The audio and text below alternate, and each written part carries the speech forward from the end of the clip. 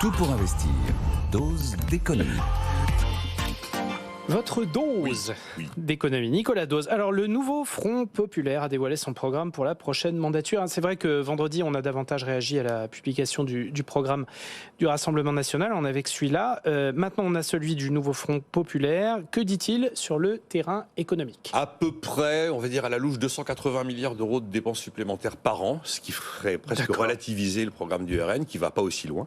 Et puis un choc fiscal très violent avec quand même 50 milliards, mais que 50 milliards par rapport à une montagne de dépenses, 50 milliards de recettes. Alors côté dépenses, à la charge de l'État ou des entreprises, il y a l'idée qu'on abroge la réforme des retraites, tout de suite d'ailleurs. Donc on revient à 62 ans et objectif 60 ans à terme, avec 40 annuités. Le minimum vieillesse rejoint le niveau du seuil de pauvreté aux alentours de 1 200 euros. Le SMIC est augmenté de 200 euros net, donc ça c'est payé par les entreprises. Les salaires sont réindexés sur l'inflation, ça c'est aussi payé par les entreprises. Le point d'indice des fonctionnaires augmente de 10%. Les APL pour le logement augmentent de 10%. Il y a un revenu d'autonomie pour les plus de 18 ans qui sont sous le seuil de pauvreté qui voit le jour. On se dirigera dans le temps progressivement vers la gratuité totale de l'école, c'est-à-dire les fournitures, la cantine, le transport. Il est question d'accorder la gratuité sur les premiers kilowattheures consommés. J'ai pas plus de détails sur qui en bénéficiera, sur quelle quantité de kilowattheures. Et puis la confirmation d'un blocage des prix sur les produits de première nécessité ainsi que les prix de l'énergie. Alors ça, c'est pas de la dépense en plus, sauf que dans l'histoire, les blocages de prix, beaucoup de pays l'ont pratiqué. Cuba l'a fait, l'Union soviétique aussi. Ça conduit à des pénuries et des files d'attente. Ou alors, d'ailleurs, ça peut même profiter aux producteurs. Parce que si le prix de marché passe sous le prix bloqué, à ce moment-là, ça va dans la poche du producteur. Si vous bloquez, par exemple, je sais pas, on va dire le gazole à 1,85, mais que le prix de marché baisse à 1,70, c'est de la marge supplémentaire pour celui qui vend du carburant. Voilà où on en est du côté dépenses. Ok. Côté rentrée, parce que c'est bon, il y a la croissance pour financer. Oui, la croissance. Alors côté impôt. Côté impôt, il y a l'idée assumée que les riches paieront. Donc on revient à l'ISF qui avait été supprimé, mais alors dans une version un peu XXL. On passe à 14 tranches d'impôt sur le revenu pour recréer beaucoup de progressivité, pour que les plus hauts revenus payent énormément d'impôt sur le revenu. Ils en payent déjà pas mal. La CSG serait rendue progressive. Elle n'est pas progressive aujourd'hui, la CSG. Non, ça c'est Augmentation des cotisations retraite. Alors ça, a priori, ça touchera tous les actifs, car tous les actifs cotisent pour la retraite avec leur salaire. Les super profits taxés, les transactions financières taxées, les heures supplémentaires taxées. Une hausse des droits de succession avec l'idée d'instaurer un héritage maximum. C'était une idée qui avait été portée par Jean-Luc Mélenchon en 2022. À l'époque, il avait dit, au-delà de 12 millions d'héritages, je prends tout. Aussi, une idée qui a une connotation un peu verte, visiblement, la taxation kilométrique sur les produits importés. Et puis, la tentation un peu partagée d'ailleurs partout, mais avec différentes nuances de gris, j'ai envie de dire, sur le protectionnisme. Et là, c'est l'idée de sortir des traités de libre-échange. D'accord.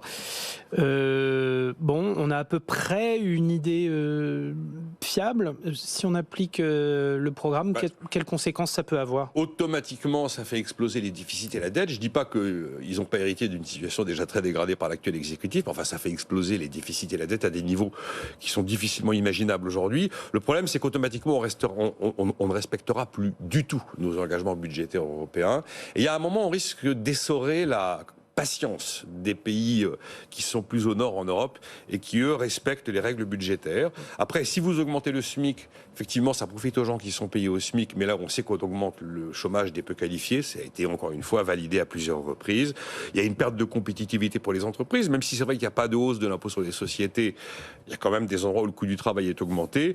A priori, on aura quand même un phénomène d'exil fiscal, parce que là, le séisme politique est d'une telle violence qu'on va forcément l'observer. Le capital est mobile.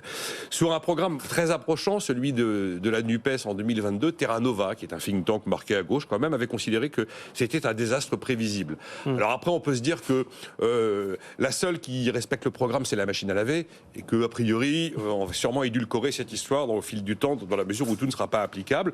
Sauf que, dans sa communication toute récente, le nouveau Fonds populaire a indiqué qu'il y a une série de mesures qui interviennent tout de suite, c'est-à-dire dans les 15 jours, en cas d'arrivée au pouvoir.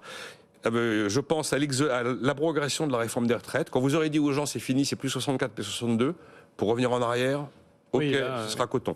Quand vous aurez, il y a aussi la hausse de 10% du point d'indice, on ne pourra pas dire aux fonctionnaires au bout de 3 semaines, finalement, non, je suis désolé, mais le point d'indice...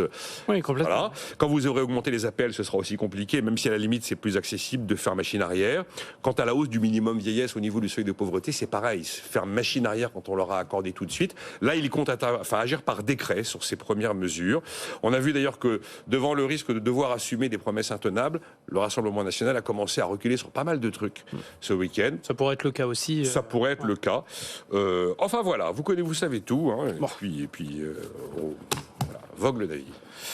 Puis on n'a qu'à regarder la courbe des taux 10 ans. Hein. Bon, pour l'instant, ça s'est calmé, mais alors le spread avec l'Allemagne, lui, c'est pas calmé. On était à 47 points de base lundi dernier, on est monté à 64 points de base mardi, alors on était à 80 en début de semaine. Bon, je ne sais pas où on en est à l'heure qu'il est. 3,15 contre 2,39. Hein. D'accord. Faites les comptes. Et c'est sûr que n'y a pas le feu, mais c'est la dynamique qui est pas bonne. Ce que vous disiez en début de semaine dernière. Voilà, il faut pas que ça continue. Mais il faut pas que ça continue. Il faut pas que ça continue. Voilà. Exactement.